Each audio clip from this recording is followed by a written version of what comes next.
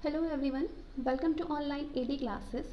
आज के सेशन में हम लेबर लॉ को डिस्कस करने वाले हैं करण चौधरी की बुक से। करण चौधरी की बुक ईपीएफओ के लिए बिल्कुल बेस्ट और मानक किताब मानी जाती है। अब तक जितने भी इसके संस्करण आए हैं वो बिल्कुल बेस्ट साबित हुआ है। और ये जो किताब है ये नया संस्करण है, चौथा संस्करण है 2020-21 का। यानी जितने भी नए लॉ आए हैं, जितने भी नए बिल पास हुए हैं, वो सारी चीज़ें आपको इस किताब में मिल जाएगी। जैसे कि आपका लेबर कोड 2020, वेजेस बिल 2019 यानी वेतन संहिता विधेयक 2019, इसके साथ ही भारत कौशल विकास रिपोर्ट 2020, सारी चीज़ों की चर्चा इस किताब में की गई है। लेबर लॉ की वीडियोस जो हैं 2 से 3 वीडियोस आपको आएंगी इसमें, इस चैप्टर से रिलेटेड। तो तीनों वीडियोस को आप फॉलो करिएगा अगर आप ईपीएफओ की तैयारी कर रहे हैं, क्योंकि करण चौधरी की जो किताब है वो बिल्कुल बेस्ट मानी जाती है ईपीएफओ के लिए। और लैंग्वेज की बात करें तो इसमें इतना ज़्यादा सिंपल लैंग्वेज में दिया हुआ है, जैसे कि आप अपना नोट्स बनाते हैं बिल्कुल अपने समझने के लिए, जो लैंग्वेज आप सिंपल लैंग्वेज लिखते हैं बिल्कुल उसी प्रकार से इसमें लैंग्वेज दिया गया है, जो कि हर किसी को बहुत ही आसानी से समझ में आ जाएगी। तो ईपीएफओ के लिए जो टॉपिक्स हैं, औद्योगिक संबंध, insurance, computer, social security, accounting, labour law और ऑडिटिंग के लिए आपको इस किताब यानी करण चौधरी की किताब के अलावा मुझे नहीं लगता किसी और किताब को आपको पढ़ने की बिल्कुल भी आवश्यकता पड़ेगी, क्योंकि ये बिल्कुल बेस्ट और इनफ किताब होगा आपके लिए। तो उम्मीद करते हैं कि आप ये जो बुक मैं कंटिन्यू जो बैक टू बैक अपलोड करने वाली हूँ सारे टॉपिक को भी ईपीएफओ के लिए, वो आप फॉलो करेंगे। और अगर आप चैनल पर नए हैं तो चैनल को सब्सक्राइब कर लीजिए, क्योंकि सारे वीडियोस मैं बैक टू बैक लाने वाली हूँ। जीएस के लिए मैंने लूसेंट न्यू एडिशन का लूसेंट जीके का ऑल सब्जेक्ट मैंने कवर कर दिया है, अपलोड कर दिया है। प्लेलिस्ट के लिंक मैं डिस्क्रिप्शन में दे दूंगी। करेंट अफेयर 2020 जून 2020 से अप्रैल 2021 तक के करंट अफेयर को मैंने दी प्लेटफॉर्म से डाला हुआ है, तो वो भी लिंक आपको मैं दे दूंगी। स्पेक्ट्रम भी मैंने डाल रखा है 7 इकाई तक, उसके भी लिंक मैंने आपको डिस्क्रिप्शन में मैं आपको दे दूंगी। इसके अलावा और भी इकाई को मैं स्पेक्ट्रम की कंटिन्यू करूंगी। ठीक है, आज हम बात करेंगे श्रम विधि यानी लेबर लॉ की। तो आप जिस भी एजुकेशन ग्रुप में अगर ऐड हैं तो इस वीडियो को आप वहाँ शेयर कर दीजिए, ताकि और भी लोगों को इससे हेल्प मिले। वीडियो अगर आपके लिए हेल्पफुल होगा तो इसको लाइक करिएगा। ठीक है, वीडियो को लास्ट तक देखिए और जितने भी वीडियोस आएंगे उसको आप फॉलो करिएगा, बिल्कुल आपके लिए बेस्ट साबित होगा। तो आइए शुरू करते हैं। लेबर लॉ यानी श्रमिक विधि। श्रम का ऐतिहासिक परिप्रेक्ष्य। श्रम का लंबा और पुराना इतिहास है। ऐतिहासिक परिप्रेक्ष्य के नज़रिए से वर्तमान में जो श्रमिकों की दशाएं हैं वो पहले अनुश्रुत थी। श्रम को वस्तु के परिप्रेक्ष्य में समझा जाता था, इसी कारण श्रम का व्यापार किया जाता था और दास नामक प्रथा का जन्म हुआ था। दासता और दास का इतिहास दुनिया के सब हिस्सों में नजर आती है और दासों के शोषण की कहानियां भी किसी से छिपी नहीं है। इसी कारण इस इतिहास के अध्ययन में एक अध्याय दास युग भी था। प्राचीन काल में जब औद्योगिक क्रांति से पहले लेज़र-फेयर थ्योरी लागू थी, जिसका आधार था संविदा की स्वतंत्रता यानी फ्रीडम ऑफ कॉन्ट्रैक्ट। पूंजीपति या नियोजक श्रमिकों से व्यक्तिगत संपर्क और संविदा करता था। ऐसे में वो समान कार्य के लिए समान मजदूरी के नियम का पालन करने के लिए बाध्य नहीं था। इस तरह मनमानीपन की प्रथा जो थी वो प्रचलित थी। मजदूरी का मूल्य नियोजक के विवेकाधिकार पे थी। इसके नाते मजदूरों को मजदूरी में बड़ी विषमता थी। इसी के नाते मजदूरों की मजदूरी में बड़ी ही विषमता थी। अपने असंतोष को श्रमिक अपनी दयनीय आर्थिक स्थिति और विवशता के कारण प्रकट करने में सर्वत्र असमर्थ थे। कोई भी गारंटी नहीं थी, चाहे वो बात मजदूर के काम समय की हो या फिर अन्य सामाजिक आर्थिक स्थिति व स्वव्यवहार की हो। सरकार के स्तर पर इस नियोजक व श्रमिकों के बीच व्यवहार में कोई भी हस्तक्षेप नहीं था। संविदा वैयक्तिक होने के नाते उसे कभी भी तोड़ा जा सकता था, लेकिन समय के बदलाव के साथ श्रमिकों को इस स्थिति से उभरने और उनकी दशा में सुधार लाने का प्रयास किया गया। इस सुधार के क्रम में कल्याणकारी राज्य यानी वेलफेयर स्टेट की संकल्पना अपरिहार्य हुई। सरकार का हस्तक्षेप बढ़ा। सरकार के द्वारा शिक्षा के प्रसार में हुई वृद्धि ने श्रमिक शोषण को कम करने का प्रयास किया। शिक्षित श्रमिकों ने श्रमिक संघ बनाना शुरू किया। वैसे तो श्रमिक संघ और नियोजक के बीच टकराव होना स्वाभाविक था। परिणाम स्वरूप श्रमिकों के हितों का संरक्षण और अधिकारों की गारंटी दी गई। इसलिए बाद में श्रमिक और पूंजी को समान महत्व दिया गया। आज विश्व एक ग्लोबल विलेज की तरह हो चुका है, इसलिए श्रमिकों को अब एक निश्चित दायरे में हम सीमित न पा करके विश्व स्तर पर देख रहे हैं। आवागमन के साधनों की प्रचुरता और सूचना प्रौद्योगिकी इसमें बड़ी ही प्रभावी भूमिका निभा रही है। अंतरराज्य ही नहीं, अंतर्राष्ट्रीय स्तर पर श्रमिकों का अधिकाधिक आव्रजन हो रहा है, यानी इमिग्रेशन और प्रव्रजन यानी माइग्रेशन व्यापक स्तर पर हो रहा है। अब ये भूमंडलीकरण के क्षेत्र का भी विषय बन चुका है। भारत ने भी कल्याणकारी राज्य होने का उदाहरण स्वतंत्रता प्राप्ति के बाद प्रस्तुत किया। भारत का संविधान श्रम और श्रमिकों के हितों का व्यापक संरक्षण बनकर उभरा है और सामाजिक सुरक्षा को स्वीकृति दिया है। भारत में श्रम विधानों का इतिहास। भारत में श्रम विधानों का इतिहास। भारत में ब्रिटिश काल औपनिवेशिक काल था। भारत में जो ब्रिटिश काल था वो औपनिवेशिक काल था। ब्रिटिश लोगों ने हमेशा अपने हितों का संरक्षण किया था। इन्हीं हितों के संरक्षण में श्रम कानून का भी प्रयोग किया गया। 1919 के पहले भारत में संवैधानिक क्रियाकलाप regulating act 1773, Pitt's India act 1784, charter अधिनियमों, भारत सरकार अधिनियम 1858 और अन्य के द्वारा होता था। इस समय तक श्रमिक विधियों की इन मूल विधियों में कोई स्पष्ट नीति नहीं थी। भारत सरकार अधिनियम 1919 में सबसे पहले श्रमिक विधि को लेकर के नीति बनाई गई और केंद्र सरकार को श्रम पर पूर्णता विधायन बनाने का काम दिया गया। वहीं पर प्रांतीय सरकारों को केवल आरक्षित विषयों पर यानी रिजर्व सब्जेक्ट्स जो कि श्रम से संबंधित थे, जो रिजर्व सब्जेक्ट्स थे जो कि श्रम से संबंधित थे, उन्हीं पर विधान बनाने की अनुमति दी गई। श्रम संबंधित विधान को लेकर के भारत सरकार अधिनियम 1935 में कुछ और विकास हुआ। अब श्रम विधान को 3 श्रेणियों में रखा गया है। वो 3 श्रेणी हैं: संघीय सूची, समवर्ती सूची और प्रांतीय सूची। श्रम विधि के विकास में कुछ कमीशनों और कमेटियों का भी योगदान रहा। वो कमीशन और कमेटी हैं: रॉयल कमीशन आयोग श्रम 1929, labour investigation committee 1944, Bombay textile labour inquiry committee 1937, Bihar labour inquiry committee 1938, Adarkar committee 1943 और भोरे कमेटी। ये 6 कमेटियां हैं जो कि श्रम विधि के विकास में योगदान रहा इन कमेटियों का। लेबर कॉन्फ्रेंस 1943 की अनुशंसा के आधार पर 1944 में लेबर इन्वेस्टिगेशन कमेटी की नियुक्ति हुई। इस समिति का प्रभाव इस प्रकार हुआ कि वर्तमान विधायनों में संशोधन हुआ और साथ ही साथ स्वतंत्रता के बाद बनाए गए कानूनों में इसकी अनुशंसा को स्वीकार किया गया। भारतीय संविधान में श्रम प्रावधानों से स्पष्ट पता चलता है कि इस कॉन्फ्रेंस का किस हद तक प्रभाव पड़ा। स्वतंत्रता के बाद श्रम कानूनों का विकास किस प्रकार से हुआ?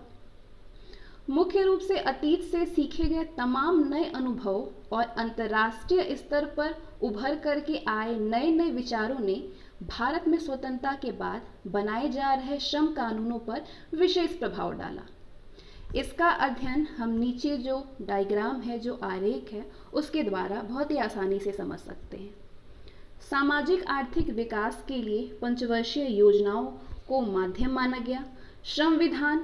संविधान में अंतर्राष्ट्रीय परिदृश्य से उत्पन्न नए विचार और संगठन जैसे अंतर्राष्ट्रीय श्रम संगठन, वर्तमान व अतीत के कमीशनों और कमेटियों की अनुशंसाएं और भारतीय संविधान की उद्देशिका ही इस बात को स्पष्ट करती है कि हमारा राज्य कल्याणकारी और समाजवादी है। इसमें सभी नागरिकों को आर्थिक, सामाजिक और राजनीतिक न्याय दिलाने के आदर्श और प्रावधान अंतर्निहित है।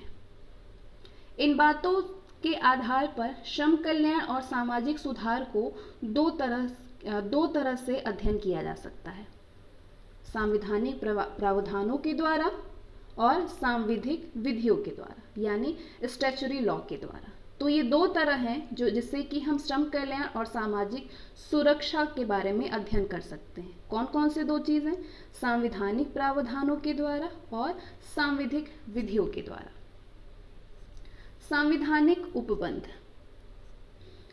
भारतीय संविधान के चौथे अध्याय में नीति निर्देशक तत्वों का उपबंध किया गया है। अनुच्छेद 38 में, आर्टिकल 38, जो कि इसमें जो राज्य को लोक कल्याण की अभिवृद्धि के लिए सामाजिक व्यवस्था बनाने का निर्देश देते हैं, जिसमें सामाजिक, आर्थिक व राजनीतिक न्याय राष्ट्रीय जीवन की सभी संस्थाओं को अनुप्रमाणित करती है। अनुच्छेद 39 में है, राज्य पर यह कर्तव्य अधिरोपित करता है कि वो अपनी नीति इस प्रकार संचालित करेगा कि स्त्री पुरुष सभी नागरिकों को समान रूप से जीविका के पर्याप्त साधन प्राप्त करने का अधिकार हो, समुदाय के भौतिक संसाधनों का सर्वोत्तम सामूहिक हित में आवंटन हो, आर्थिक व्यवस्था इस प्रकार से चले जिससे कि धन और उत्पादन साधनों का सर्वसाधारण के लिए अहितकारी संकेंद्रण न हो, सभी महिला पुरुषों को समान काम के लिए समान वेतन हो, पुरुष और स्त्री कर्मकारों के स्वास्थ्य और शक्ति का और बालकों की कुमार अवस्था का दुरुपयोग नहीं, और आर्थिक आवश्यकता से विवश होकर के नागरिकों को ऐसे रोजगार में ना जाना पड़े जो कि उनकी आयु और शक्ति के अनुकूल ना हो, और बालकों को स्वतंत्र और गरिमामय वातावरण में स्वस्थ विकास के अवसर और सुविधाएं दी जाए, और बालकों और अल्पवय व्यक्तियों के शोषण से और आर्थिक और नैतिक परित्याग से रक्षा की जा सके। ये है अनुच्छेद 39 में। अनुच्छेद 43 कहता है, कर्मकारों के लिए निर्वाह, मजदूरी आदि के बारे में उपबंधित करता है अनुच्छेद 43।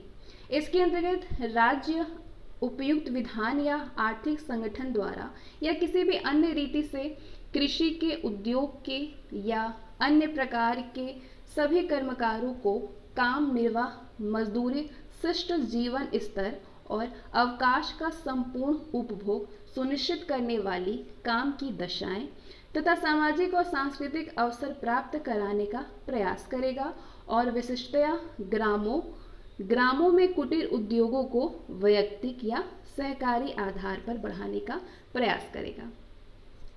अनुच्छेद 43 क में है, उद्योगों के प्रबंध में कर्मकारों को भाग लेने से संबंधित है अनुच्छेद 43 क, आर्टिकल 43 क। इसके अनुसार राज्य किसी भी उद्योग में लगे हुए उपक्रमों, स्थापनों या फिर अन्य संगठनों के प्रबंध में कर्मकारों का भाग लेना सुनिश्चित करने के लिए उपयुक्त विधान द्वारा या किसी अन्य रीति से कदम उठाएगा। अनुच्छेद 23, इसके अनुसार मानव का दुर्व्यापार और बलात् श्रम को प्रतिषेध किया गया है। अनुच्छेद 23 जो है, इसके अनुसार मानव का दुर्व्यापार और बलात् श्रम को प्रतिषेध किया गया है। अनुच्छेद 24, इसके अनुसार 14 वर्ष से कम आयु के किसी भी बालक को किसी कारखाने या खान में काम करने के लिए नियोजित नहीं किया जाएगा या किसी अन्य परिसंकटमय नियोजन में नहीं लगाया जाएगा। आर्टिकल 24 में। तो ये जो है भारत संविधान के चौथे अध्याय में नीति निर्देशक तत्वों में दिया हुआ है। श्रम कानूनों का समेकन। पहला है वेतन संहिता विधेयक 2019 यानी कोड ऑन वेजेस बिल 2019। इस विधेयक की आवश्यकता है राष्ट्रीय न्यूनतम पारिश्रमिक को सुनिश्चित करने के लिए। इस बिल का उद्देश्य है विभिन्न अधिनियमों जैसे कि पारिश्रमिक भुगतान अधिनियम 1936, न्यूनतम पारिश्रमिक अधिनियम 1948, बोनस भुगतान अधिनियम 1965 और समान पारिश्रमिक अधिनियम 1976 को, जो कि पारिश्रमिक कानूनों से संबंधित है, समेकित करना वेतन संहिता विधेयक 2019 का उद्देश्य है। इस विधेयक में क्या क्या प्रावधान है? ये संहिता सरकारी, अर्ध सरकारी और निजी संस्थानों या निर्माण या पेशे पर लागू होगी। पारिश्रमिक में भत्ता, वेतन या मौद्रिक रूप से सम्मिलित अन्य घटक भी हो सकते हैं, बोनस और यात्रा भत्ता को छोड़कर। ये केंद्र और राज्य में के प्रतिष्ठित संस्थानों के पारिश्रमिक से संबंधित निर्णयों के निर्धारण में अंतर स्पष्ट करती है। विभिन्न भौगोलिक क्षेत्रों के लिए एक वैधानिक राष्ट्रीय न्यूनतम पारिश्रमिक की अवधारणा प्रस्तुत की गई है, जिससे कम न्यूनतम पारिश्रमिक का निर्धारण नहीं किया जाएगा।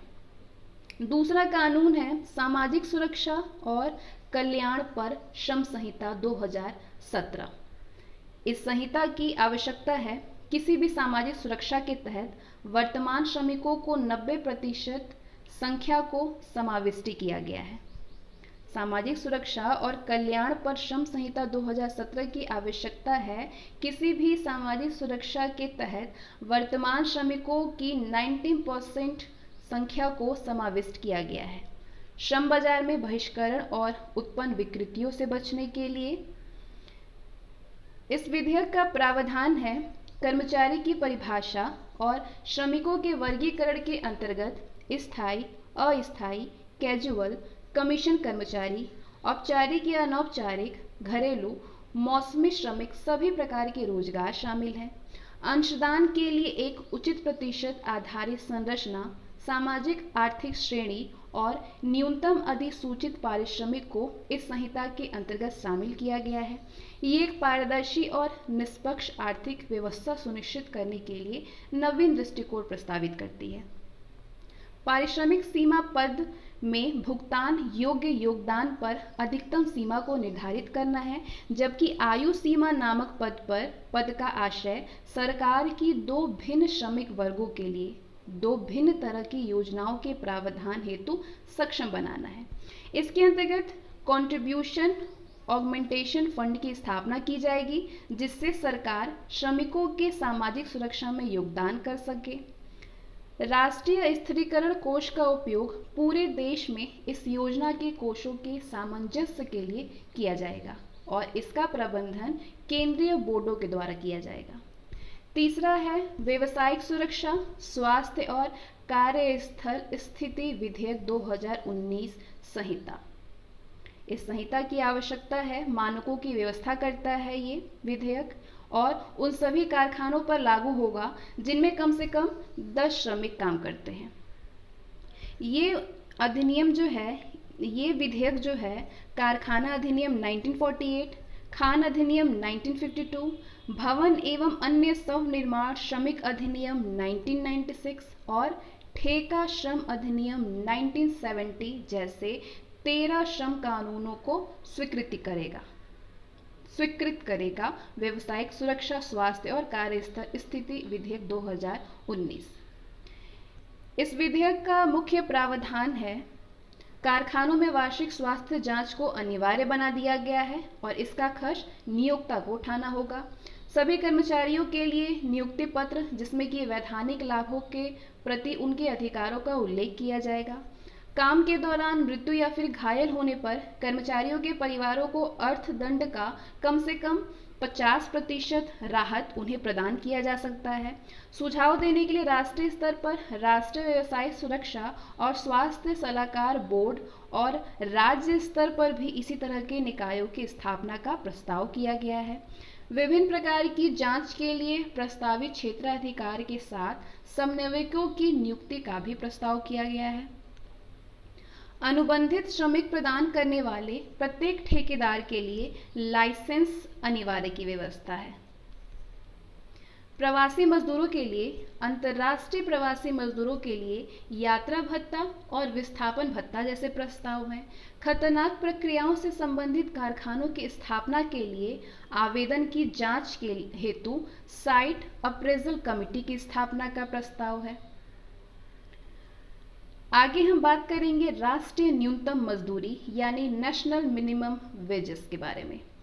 डॉक्टर अनूप सतपथी की अध्यक्षता में समिति की रिपोर्ट जारी की गई है राष्ट्रीय न्यूनतम मजदूरी की। किसकी अध्यक्षता में? डॉक्टर अनूप सतपथी की अध्यक्षता में।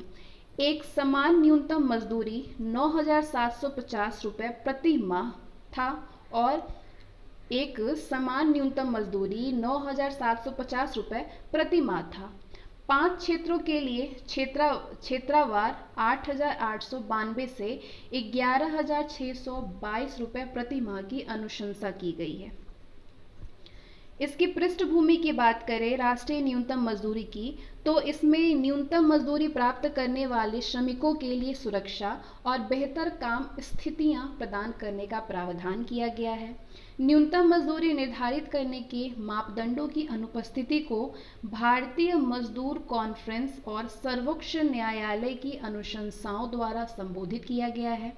न्यूनतम मजदूरी में सुधार की मांग और एक राष्ट्रीय वेतन नीति बनाने की अनुशंसा की गई है। मजदूरी संहिता विधेयक 2017 में विशेषज्ञ समिति को कार्यपद्धति निर्धारित करने का काम सौंपा गया है। इसकी आवश्यकता क्यों है न्यूनतम मजदूरी की?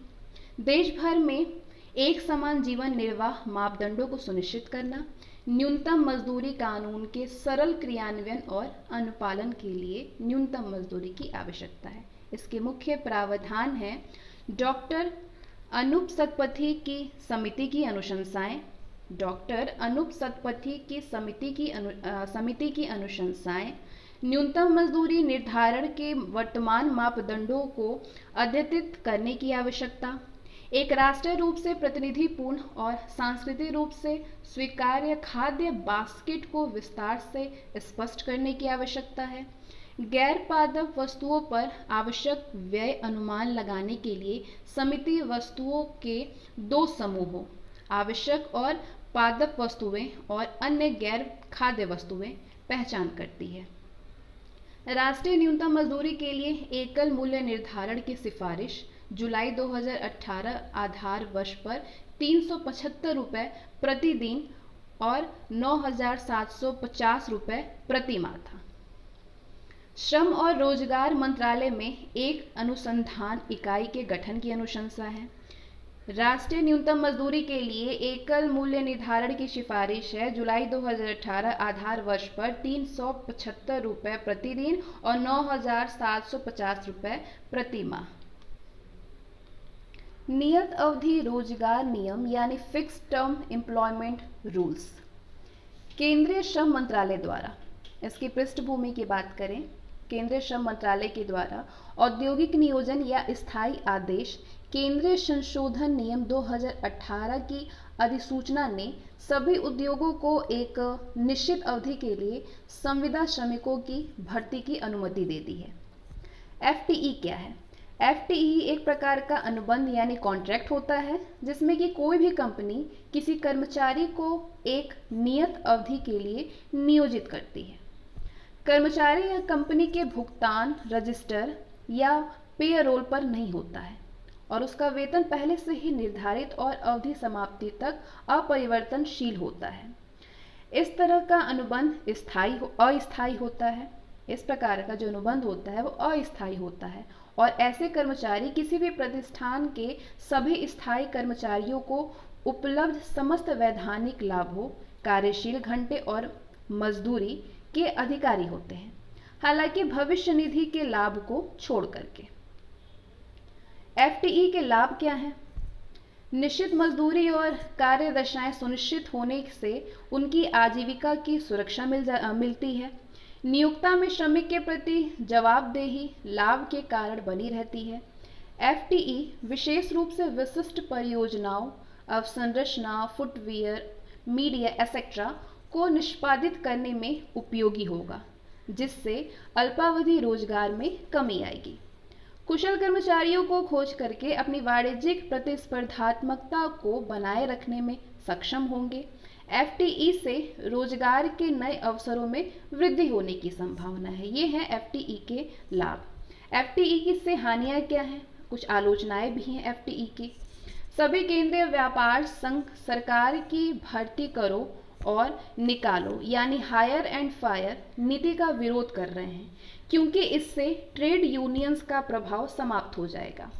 सरकार ने नियोक्ताओं को विभिन्न अधिनियमों द्वारा प्राप्त श्रमिकों की न्यूनतम सुरक्षा की चिंता से भी मुक्त कर दिया है। एफटीई रोजगार ने नियमितीकरण को कमजोर बनाता है।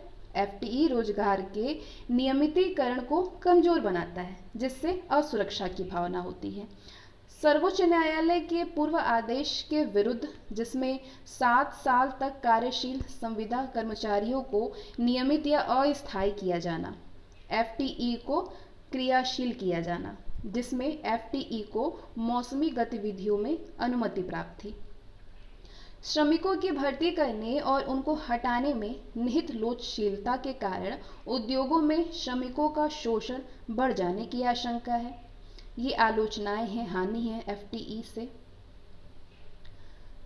सुझाव, इसके सुझाव हैं एफटीई शर्तों को नियोक्ता और कर्मचारियों दोनों के लिए अधिक लाभदायक बनाने के लिए स्पष्ट रूप से परिभाषित करने की आवश्यकता है। मानदंड पारदर्शी होना चाहिए और परस्पर सहमति से निर्धारित किए जाने चाहिए। बेहतर सामाजिक सुरक्षा के अभाव में श्रम सुधार राजनीतिक रूप से अस्वीकार होंगे। श्रम समवर्ती सूची का विषय है, अतः इसे प्रभावकारी बनाने के लिए संसद के द्वारा कानून बनाना चाहिए। आगे हम चर्चा करेंगे प्रधानमंत्री जन धन योजना। ये योजना अनिश्चित काल तक जारी रहेगा। ओवरड्राफ्ट की सीमा 5,000 रुपये से बढ़कर के दोगुनी की गई है, 10,000 रुपये तक। 2,000 रुपये तक ओवरड्राफ्ट के लिए किसी भी तरह की शर्त नहीं होगी और आयु सीमा को 60 साल से बढ़ाकर के 65 साल कर दिया गया है। रुपए कार्ड होल्डर्स की दुर्घटना बीमा की राशि को 1 लाख रुपए से बढ़ाकर के 2 लाख रुपए कर दिया गया है। प्रधानमंत्री जन धन योजना का मुख्य प्रावधान है, ये भारत सरकार का वित्तीय समावेशन कार्यक्रम है। इसका उद्देश्य बैंक खाते, विप्रेषण, ऋण, बीमा और पेंशन जैसे वित्तीय सेवाओं का विस्तार और उन तक पहुंच विकसित करना है। इसमें शहरी और ग्रामीण दोनों क्षेत्रों को समाहित करने पर बल दिया गया है और परिवारों के कवरेज पर ध्यान केंद्रित है, जिसे बढ़ाकर के हर वयस्क व्यक्ति तक कर दिया गया है। इसमें लाभार्थी को प्रत्यक्ष रूप से बैंक खाते में पूंजी अंतरित करने की अनुशंसा, जिससे सरकार की डायरेक्ट लाभ हस्तांतरण यानी डीबीटी योजना को बढ़ावा देना है। जनसंख्या के निर्धारण वर्ग के प्रत्येक 3 में से 2 लोग अनौपचारिक स्रोतों 3 में से 2 लोग महाजनों और साहूकारों से ऋण प्राप्त करते हैं। समय के साथ औपचारिक वित्तीय संस्थानों, बैंक, सहकारी बैंक तक पहुंच में वृद्धि हुई है, लेकिन अभी भी हजारों गांवों तक किसी भी बैंक की शाखा मौजूद नहीं है। एक इम्पॉर्टेंट यहाँ नोट दिया हुआ है, वाणिज्यिक बैंकों के कुल ऋण को केवल 10% ही ग्रामीण क्षेत्रों तक पहुंच पाता है। वाणिज्यिक बैंकों के कुल ऋण को केवल 10% ही ग्रामीण क्षेत्रों तक पहुंच पाता है। अब इस योजना के लाभ और महत्व क्या है? वित्तीय समावेशन में सहायक और इलेक्ट्रॉनिक भुगतानों की ओर स्थानांतरण, बैंकों के तुलन पत्रों यानी बैलेंस शीट में सुधार के साथ शून्य बैलेंस खातों का कम होता प्रतिशत, ग्रामीण और शहरी भारत पर फोकस के साथ ही महिला सशक्तिकरण भी संभव है।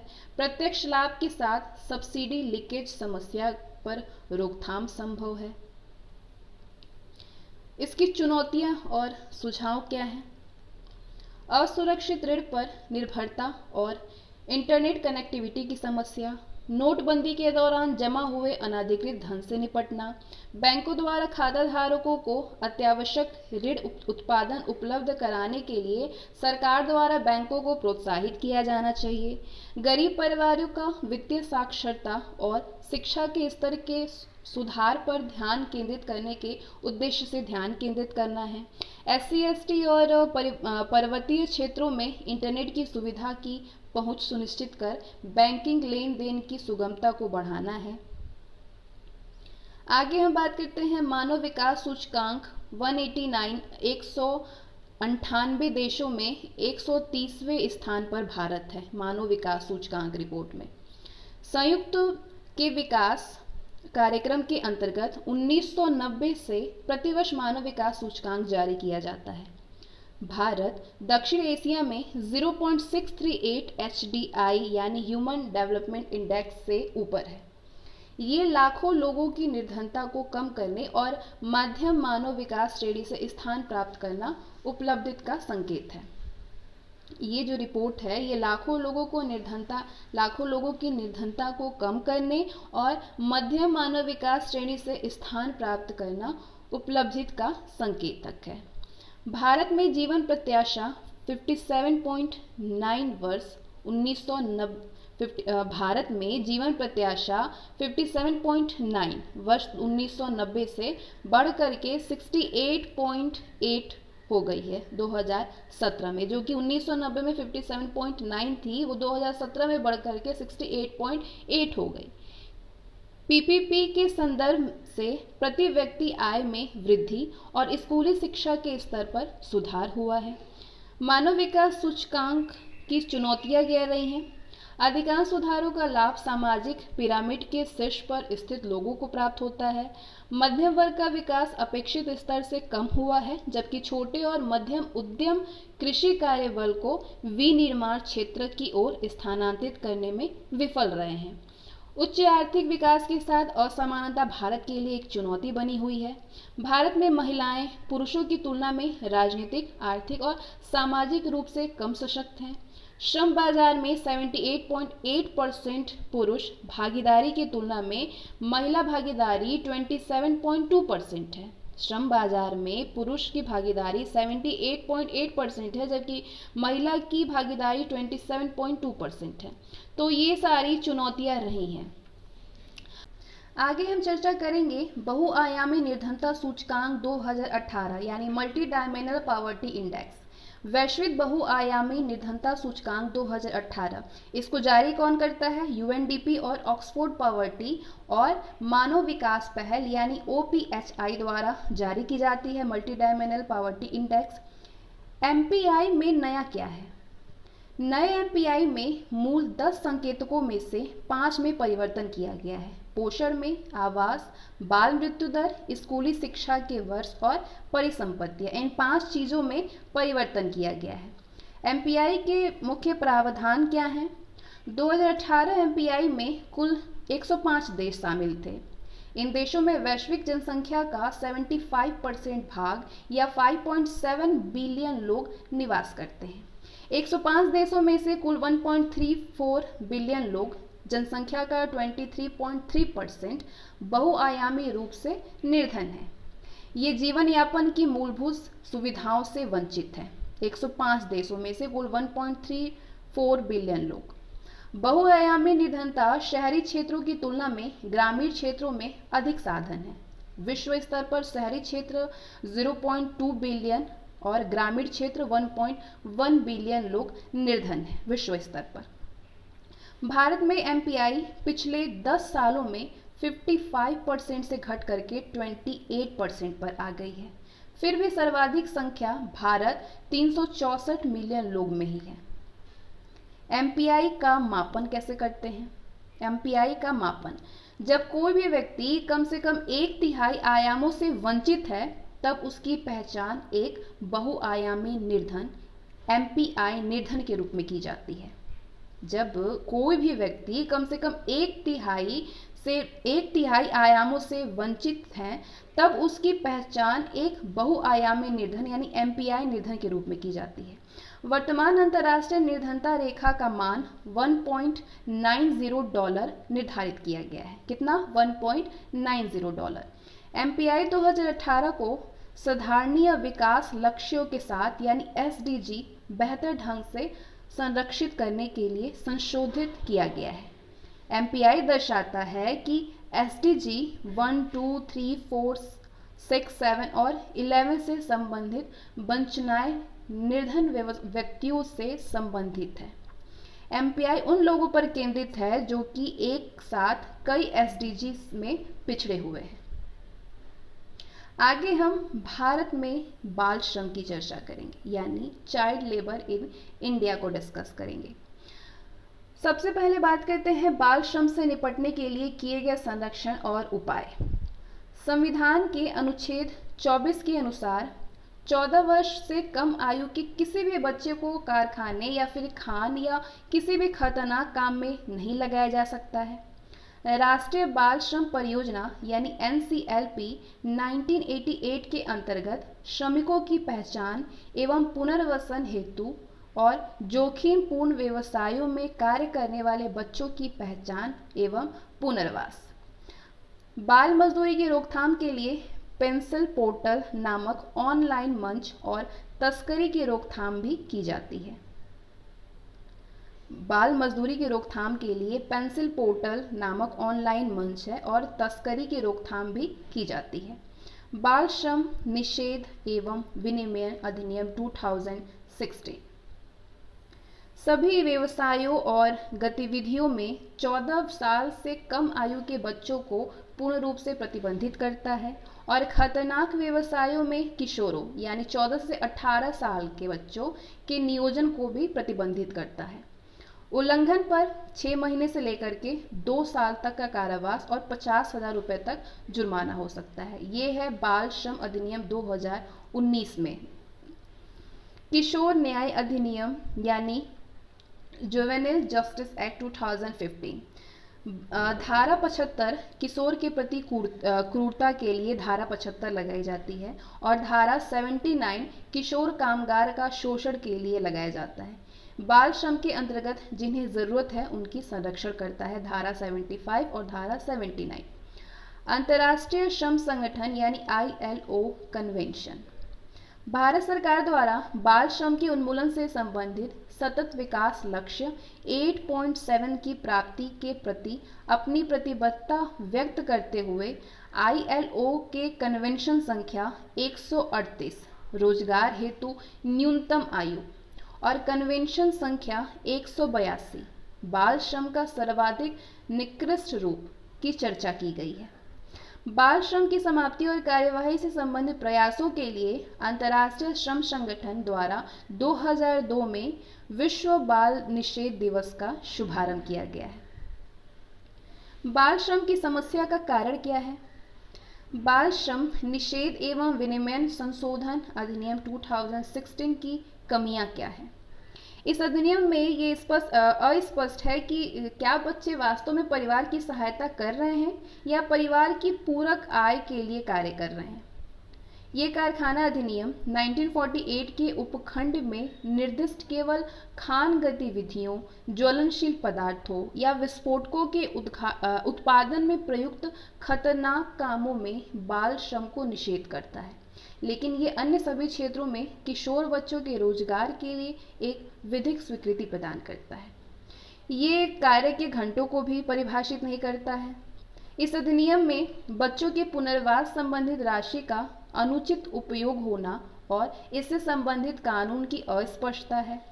अंतर क्षेत्रीय विषमता और निरंतर प्रवासन बिहार, झारखंड, नक्सल प्रभावित क्षेत्रों में बेरोजगारी, आर्थिक दशा, अशिक्षा आदि का कारण उत्तरदायी है। अंतर क्षेत्रीय विषमता और निरंतर प्रवासन। भारत में बाल श्रम का मुख्य कारण निर्धनता, अशिक्षा, बेरोजगारी और निम्न आय है। इसके सुझाव हैं विद्यालय शिक्षा को मजबूत और संस्थागत स्वच्छ वातावरण का निर्माण, शिक्षा के अधिकार अधिनियम 2009 के अनुसार समय पर शिक्षा प्राप्त करने के लिए अवसर प्रदान करता है। विकास और सामाजिक सुरक्षा योजनाओं के तहत बच्चों की शिक्षा के प्रति और काम करने वाले मजदूर किए जाने वाले के प्रति जागरूकता कार्यक्रम किया जाना चाहिए।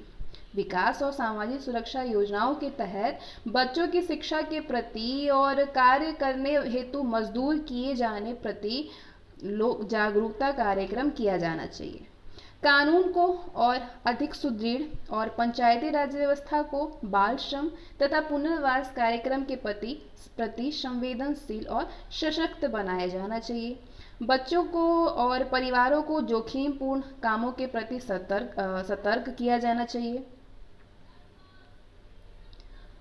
आगे हम डिस्कस करते हैं कौशल भारत के बारे में। कौशल भारत क्या है? कौशल भारत यानी स्किल इंडिया भारत सरकार की एक पहल है स्किल इंडिया, जिससे शुरू करने का उद्देश्य देश के युवाओं का कौशल विकास कर उन्हें सशक्त बनाना है, जिससे युवाओं को और अधिक रोजगार मिल सके और वो अपने कार्य क्षेत्र में और अधिक निपुण बन सके। वर्तमान में भारत का 65% युवा 65% युवा कामगार आयु समूह का है।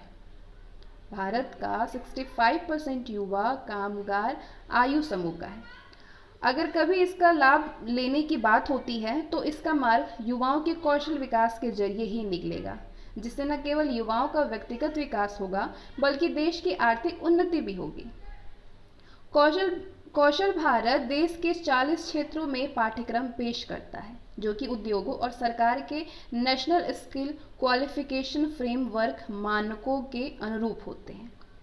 ये कोर्स एक व्यक्ति को कार्य के व्यवहारिक विस्तार और उसके तकनीकी अभ्यास में ध्यान केंद्रित करने में मदद करता है, जिससे वो अपनी नौकरी के लिए पूर्ण रूप से तैयार हो सके और कंपनी को उसके प्रोफाइल के लिए प्रशिक्षण देने की आवश्यकता न पड़े। कौशल मिशन कार्यक्रम की जबरदस्त सराहना हुई है। भारतीय कार्य क्षेत्र में 1 करोड़ से अधिक नवागंतुकों को प्रशिक्षण देने के लक्ष्य को पहली बार हासिल किया गया है।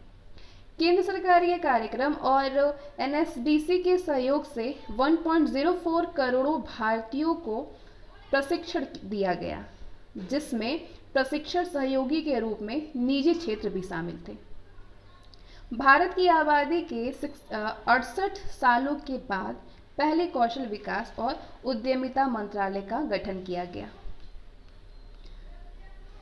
राष्ट्रीय कौशल विकास मिशन।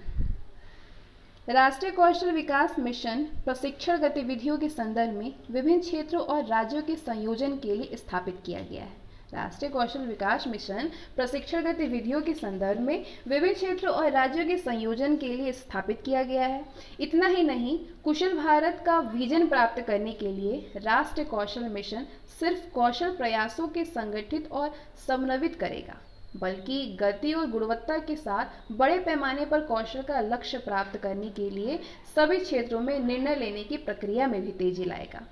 इसका कार्यान्वयन कौशल विकास और उद्यमिता मंत्रालय यानी MSDI द्वारा संचित सुव्यवस्थित व्यवस्था के माध्यम से किया जाएगा।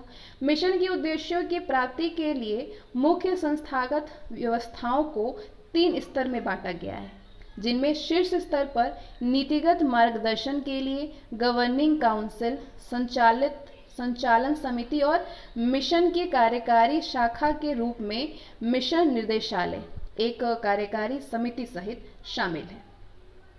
मिशन निदेशालय को 3 अन्य संस्थाओं की सहायता मिलेगी: राष्ट्रीय कौशल विकास एजेंसी यानी NSDA, राष्ट्रीय कौशल विकास निगम यानी NSDC और प्रशिक्षण महानिदेशालय यानी DGT। इन सभी का मिशन निदेशालय से संपर्क है ताकि राष्ट्रीय संस्थागत व्यवस्था को सुचारू रूप से कार्य करने में मदद प्रदान किया जा सके। मिशन के लक्ष्यों की प्राप्ति के लिए मूलभूत अंकों के रूप में शुरुआत से 7 मिशनों का प्रस्ताव किया गया है। ये है संस्थागत प्रशिक्षण, बुनियादी ढांचा, अभिसरण प्रशिक्षण, विदेश में रोजगार, सतत आजीविका और सार्वजनिक अवसंरचना का लाभ उठाना। इन सभी मिशन का निदेशालय से संपर्क है ताकि राष्ट्रीय संस्थागत व्यवस्था को सुचारू रूप से कार्य करने में मदद मिल सके। मिशन के लक्ष्यों की प्राप्ति के लिए मूलभूत अंगों के रूप में शुरुआत में 7 उप मिशनों का प्रस्ताव किया गया है। ये 7 मिशन है: प्रशिक्षण, संस्थागत प्रशिक्षण, बुनियादी ढांचा, अभिसरण प्रशिक्षण, विदेश में रोजगार, सतत आजीविका और सार्वजनिक अवसंरचना का लाभ उठाना। राष्ट्रीय कौशल विकास और उद्यमिता नीति। मंत्रालय सबका साथ सबका विकास नीति के एक अभिन्न अंग है और आने वाले सालों में मानव संसाधनों का संपूर्ण विकास कर उन्हें अवसर प्रदान करना इसकी प्रतिबद्धता है। एक व्यापक और विस्तृत नीति को विकसित करना इस प्रक्रिया का अभिन्न हिस्सा है। पहले से मौजूद कौशल विकास नीति 2009 को मौजूदा राष्ट्रीय नीति के परिप्रेक्ष्य में नए सिरे से देखने की आवश्यकता है। राष्ट्रीय कौशल विकास एवं उद्यमिता नीति 2015 का उद्देश्य बड़े पैमाने पर गति और स्तर यानी गुणवत्ता की चुनौती के साथ निपटाना है। इसका लक्ष्य देश भर में संचालित की जा रही कौशल निर्माण संबंधित समस्त गतिविधियों को सामान्य मापदंडों के अनुरूप बनाने और कौशल को भांग केंद्रों के साथ जोड़ने के लिए एक छत्र ढांचा उपलब्ध करना है। उद्देश्यों और अपेक्षित निष्कर्ष निर्धारित करने के अलावा विभिन्न संस्थागत ढांचों की पहचान के प्रयास किए जाएंगे, जो कि संभावित निष्कर्षों तक पहुंचने का माध्यम बन सकेगा।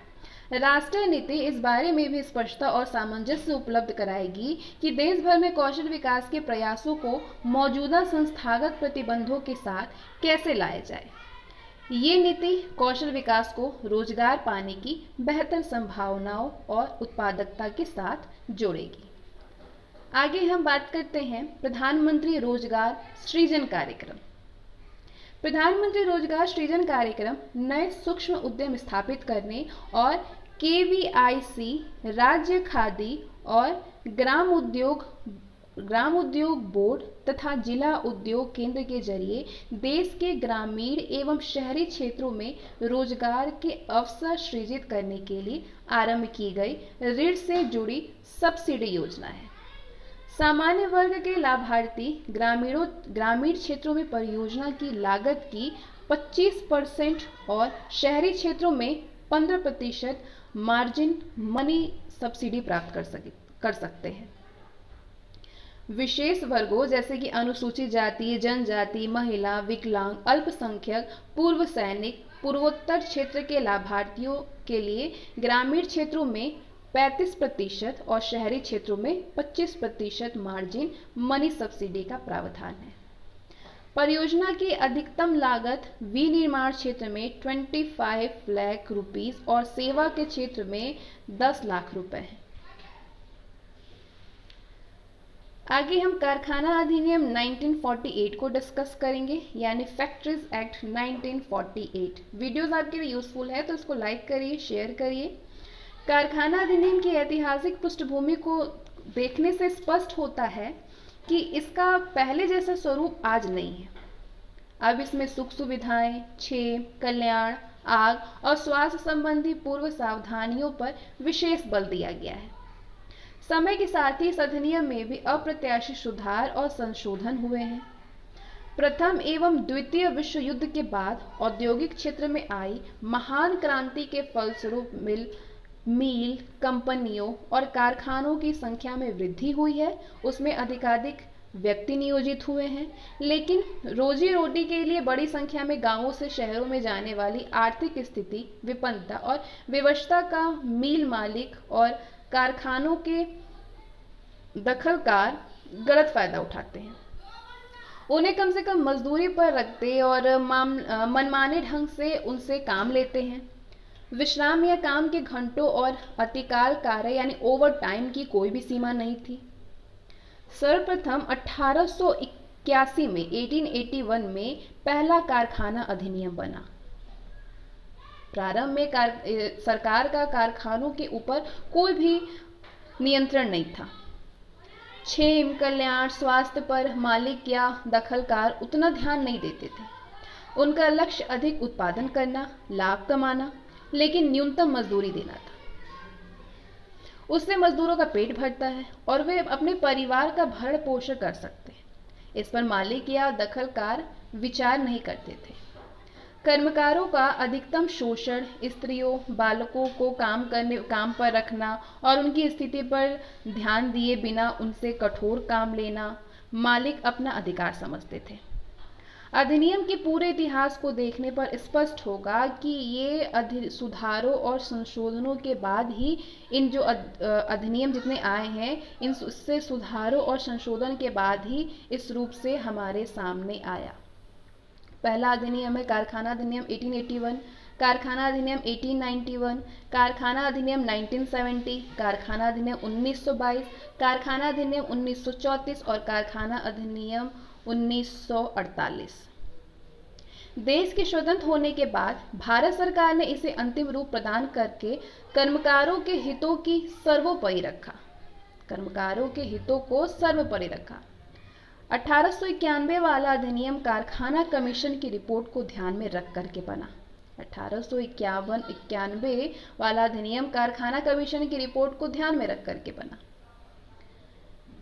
तो सबसे आगे हम बात करेंगे कारखाना अधिनियम 1948 द्वारा लाए गए महत्वपूर्ण परिवर्तन।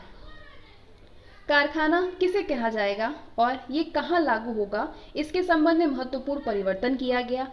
1934 वाले अधिनियम के विरुद्ध ये अधिनियम सर्वत्र लागू होगा, जहां काम करने वालों की संख्या 10 और उनकी निर्माण प्रक्रिया शक्ति की सहायता से होती है। शक्ति के बिना काम करने वाले उन कारखानों में भी ये लागू होगा जहां काम करने वालों की संख्या 20 हो। मौसमी और अमौसमी कारखानों का भेद मिटा दिया जाएगा। स्वास्थ्य, क्षेम, सुरक्षा और कल्याण विषयक कारगर उपबंध किए गए, जिससे कि कर्मकारों की कार्य क्षमता बनी रहे और उन पर प्रतिकूल प्रभाव पड़ने की अधिक संभावना न हो। धुएं, धूल और अन्य चीजों को बाहर करने के साधनों को रखना अपेक्षित किया गया है। झोलनों, लिफ्ट, ज्वलनशील पदार्थों आदि के संबंध में नियम बनाए गए। राज्य सरकारों का अधिनियम के प्रावधानों को सही ढंग से लागू करने के लिए नियम बनाने की शक्ति प्रदान की गई है। राज्य सरकारों को कारखाना स्थल, उसके कार्य का प्रारंभ, उसका पंजीकरण और लाइसेंस आदि की निगरानी रखना तथा उन्हें अनुशासित करने का काम राज्य सरकार के जिम्मे और रेलवे रनिंग शेड को इसके अंतर्गत न रख करके उसे अलग कर दिया गया। बालकों के काम के घंटों और उनके रखे जाने की अवस्था में महत्वपूर्ण परिवर्तन हुए हैं। 12 साल के स्थान पर 14 साल की आयु कर दी गई और किशोर काल जो पहले 15 से 17 तक था वो अब 17 से 18 कर दिया गया। इससे बिल्कुल कमजोर बालकों और तरुणों के नियोजन पर अंकुश लग गया। शाम 7 बजे से 6 बजे सवेरे के बीच बालकों और स्त्रियों को काम पर रखा जाना वर्जित कर दिया गया और उनके काम के घंटों को भी कम किया गया।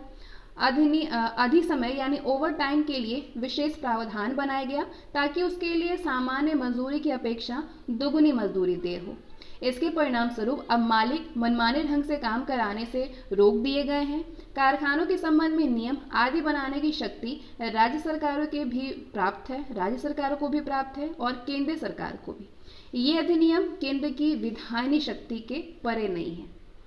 कारखाना संशोधन अधिनियम 1954 में छठा अध्याय, कारखाना अधिनियम में जो संशोधन हुआ 1948 में छठा अध्याय एनुअल लीव विथ वेजेस जोड़ा गया। अब रात्रि में महिला और किशोरावस्था वाले कमजोर से काम लेने का निषेध भारत सरकार ने इंटरनेशनल लेबर कन्वेंशन के रेक्टिफिकेशन को ध्यान में रख करके किया। 1976 में संशोधन द्वारा धारा 2M जोड़ी गई और होटल, रेस्टोरेंट या अन्य भोजन के स्थान इसकी परिभाषा से बाहर किए गए। व्यापकता, एप्लीकेबिलिटी, ये जो है संपूर्ण भारत में लागू होगा। ये जम्मू और कश्मीर में 1970 से और गोवा, दमन, दीव, पौंडीचेरी, नागर हवेली में भी अब लागू है। जहां किसी कारखाने में यंत्र शक्ति की सहायता से काम होता है और कर्मकारों की संख्या 10 या 10 से अधिक है, वहां पर यह अधिनियम संख्या के आधार पर नियमित स्वतः लागू माना जाएगा यदि वहां अधिनिर्माण प्रक्रिया चालू रहती है। इसके साथ ये वहां भी लागू होगा जहां पे अधिनिर्माण कार्य बिना यंत्र शक्ति की सहायता से होता है, लेकिन कर्मकारों की संख्या 20 या 20 से अधिक होती है। धारा 75 में राज्य सरकार के धारा 85 में राज्य सरकार के उन अधिकारों का उल्लेख है जिनके अंतर्गत वो कुछ परिसरों में भी इसे लागू कर सकती है, भले ही उसमें शक्ति की सहायता या बिना उसके ही काम हो रहा हो।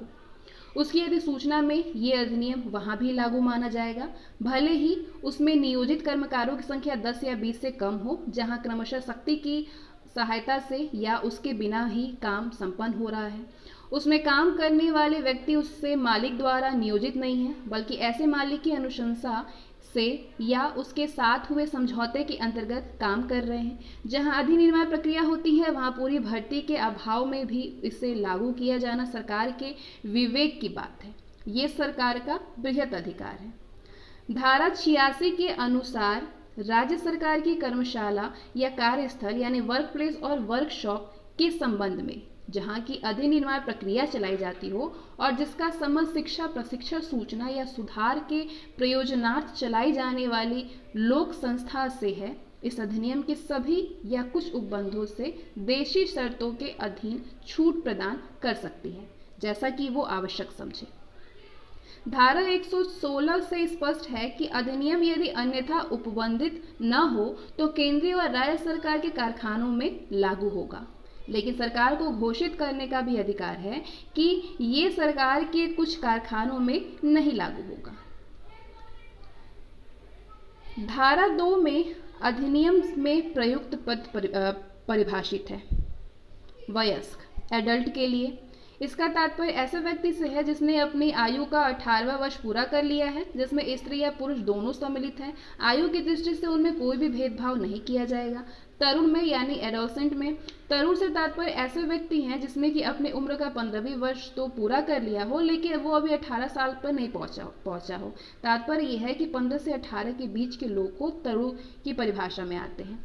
कैलेंडर वर्ष, इसका अभिप्राय 12 महीने की अवधि से है जिसका प्रारंभ किसी भी वर्ष के जनवरी के प्रथम दिन से होता है और 31 दिसंबर को वर्ष का अंतिम दिन माना जाता है।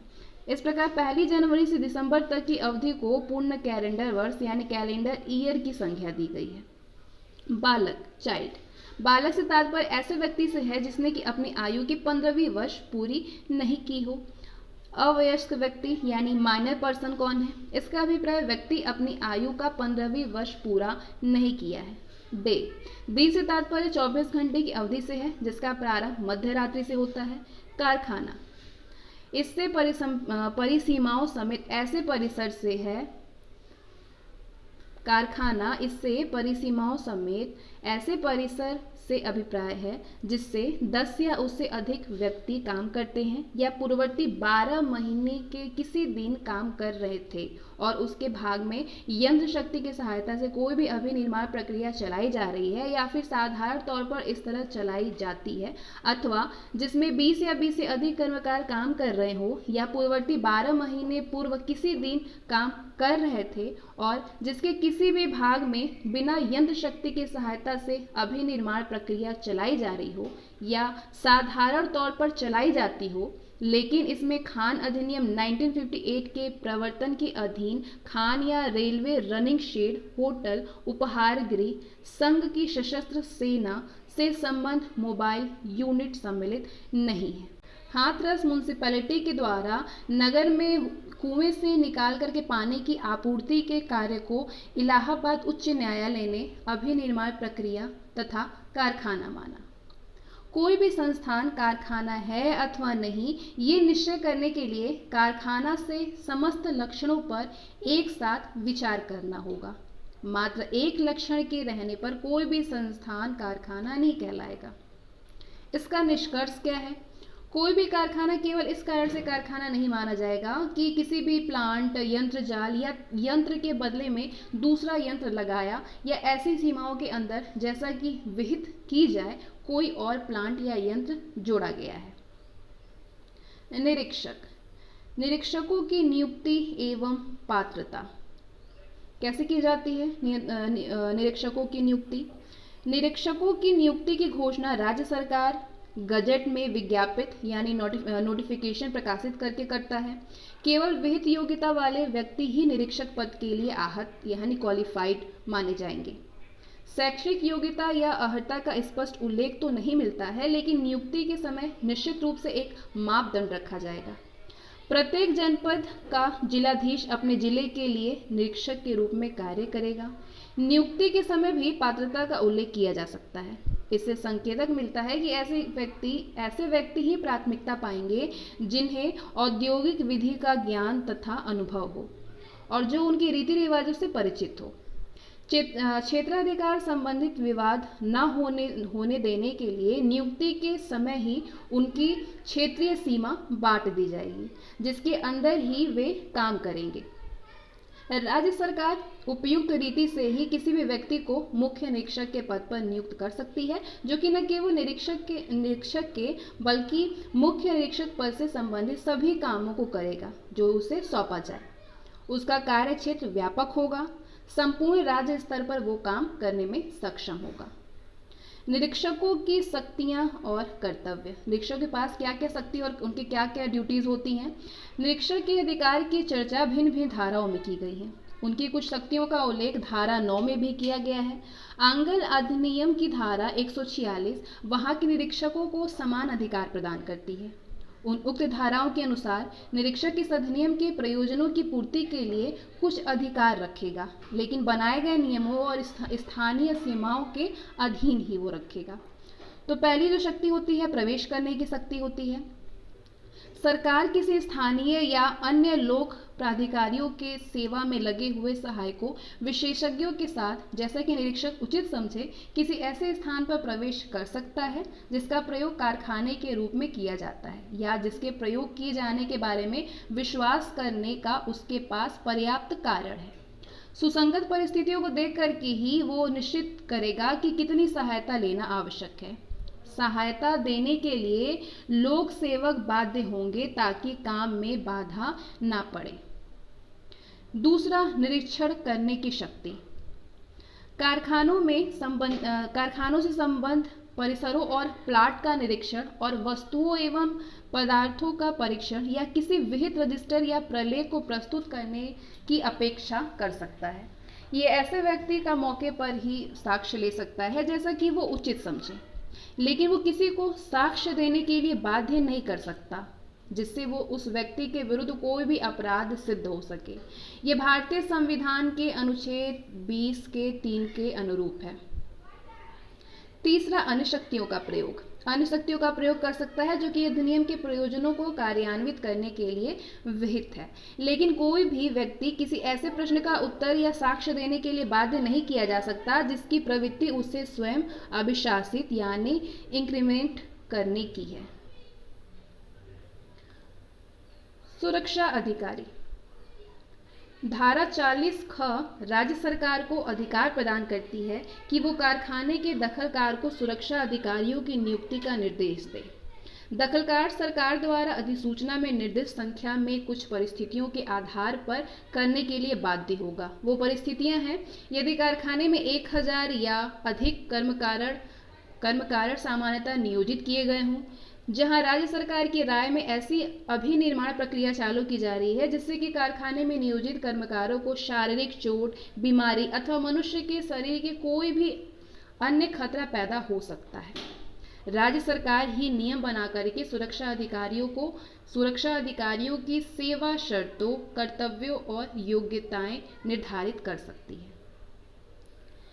अधिनियम के कर्मकारों की स्वास्थ्य सुरक्षा का ध्यान सर्वोपरि रखा जाना चाहिए।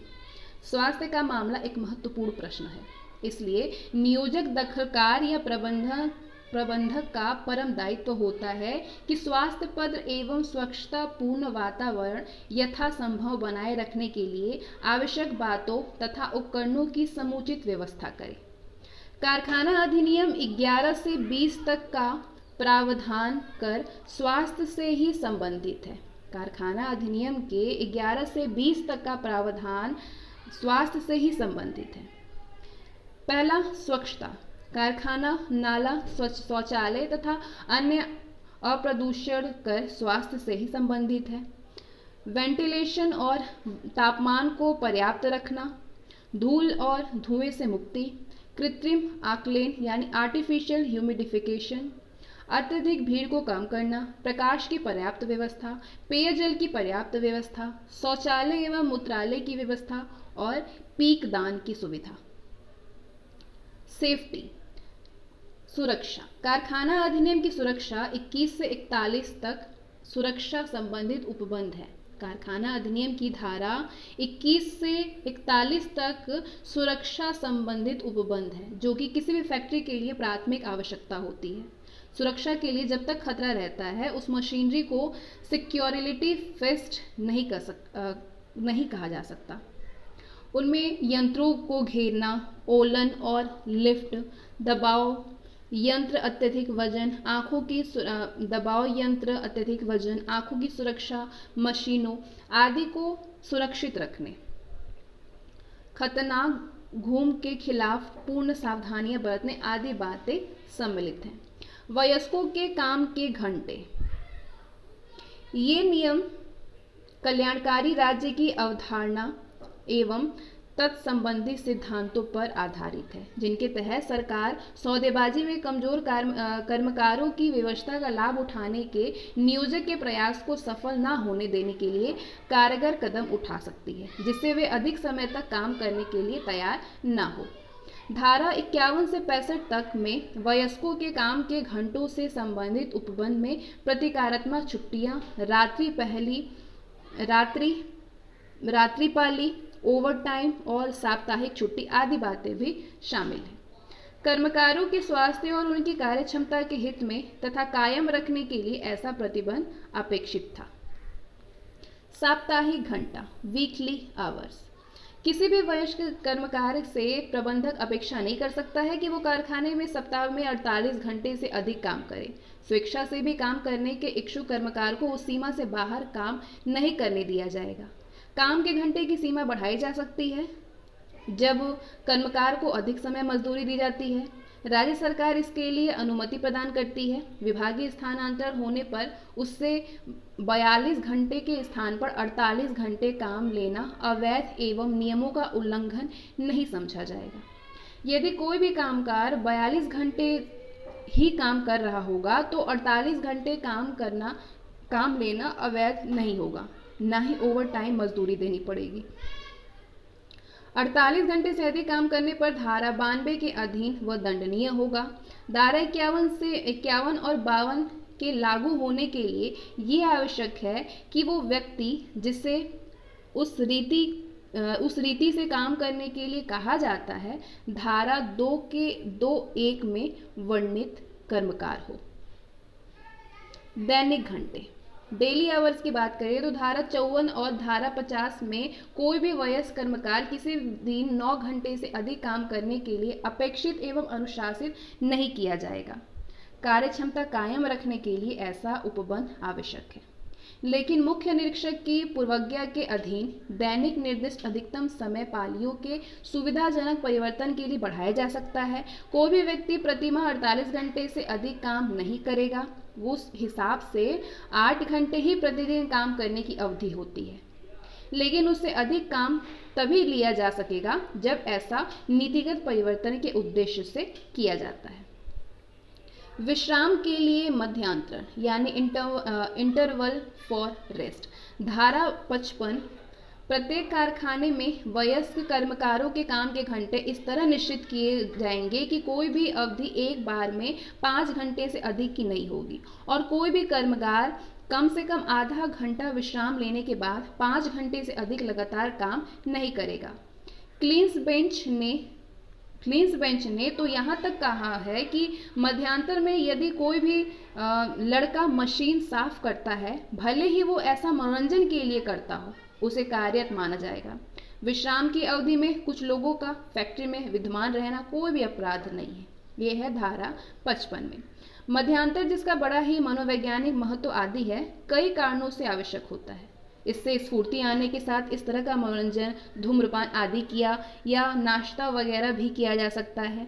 राज्य सरकार रवैया या उसके नियंत्रण के अधीन मुख्य निरीक्षक लिखित द्वारा उसमें उचित कारणों का उल्लेख करते हुए किसी भी कारखाने को उपधा 1 से छूट प्रदान की जाती है या कर सकता है, लेकिन उक्त छूट का ये मतलब नहीं है कि धारा के अनुवर्तन से भी मुक्ति मिल गई है। समय विस्तार यानी स्प्रेड ओवर, धारा 56 में है किसी कारखाने में वयस्क कर्मकार के काम करने का समय इस प्रकार प्रतिबंधित होगा कि धारा 55 के अंतर्गत प्राप्त विश्राम की अवधि समेत किसी दिन 10.5 घंटे से अधिक विस्तृत ना हो। बालकों के लिए काम का समय क्या होना चाहिए?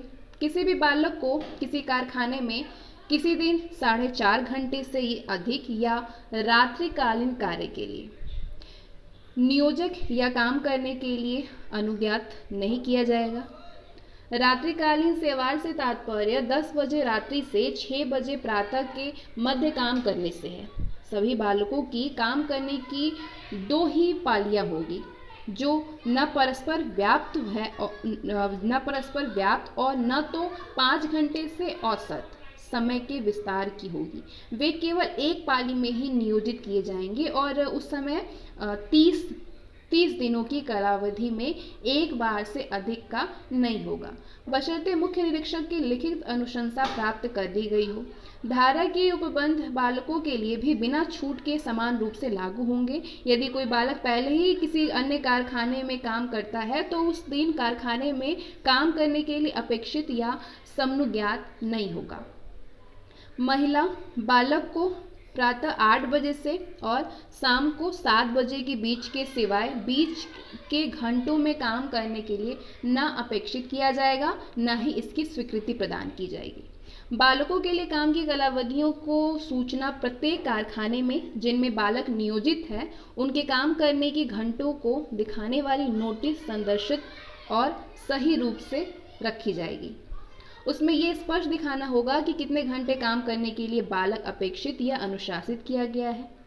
उपधारा 1 में अपेक्षित नोटिस से संदर्भित कालावधि धारा 61 में प्रौढ़ व्यक्तियों के लिए काम के घंटे निश्चित करने के नियम के अनुकूल पहले से ही निर्धारित रहेगी और ये कालावधि ऐसी होगी कि धारा 71 के उपबंधों के प्रतिकूल उनके काम को करने का समय नहीं होगा। बालक कर्मकारों का रजिस्टर। प्रत्येक कारखाना का प्रबंधक जिसमें बालक नियोजित हो बालक कामगारों का रजिस्टर रखेगा जो कि काम के सभी घंटों में निरीक्षक द्वारा निरीक्षण के लिए उपबंध रहेगा।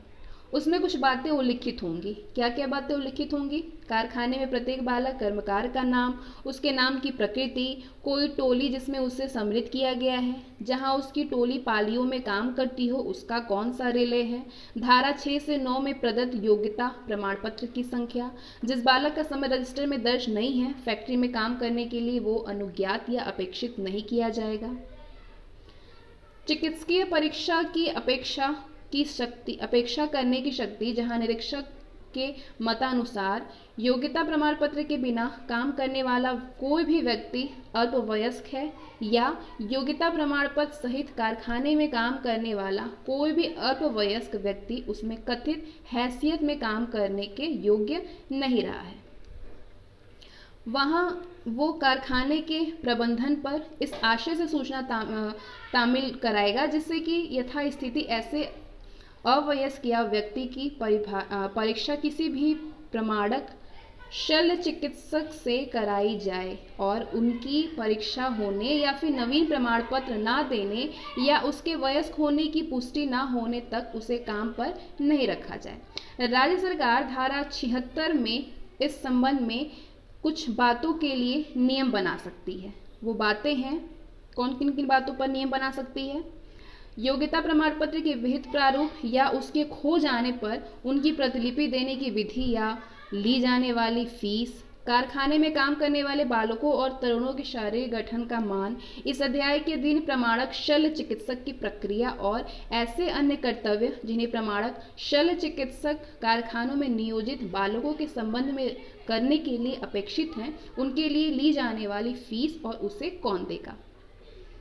इस आशय के उपबंध में बालक नियोजन अधिनियम 1938 के उपबंधों के अतिरिक्त होंगे, ना कि उनके प्रतिकूल। यदि स्त्री और बालक में अतिकाल काम कराया जाता है तो धारा 59 के अनुसार उन्हें देय मजदूरी और उनके काम के घंटे निश्चित एवं पुनः निर्धारित होंगे।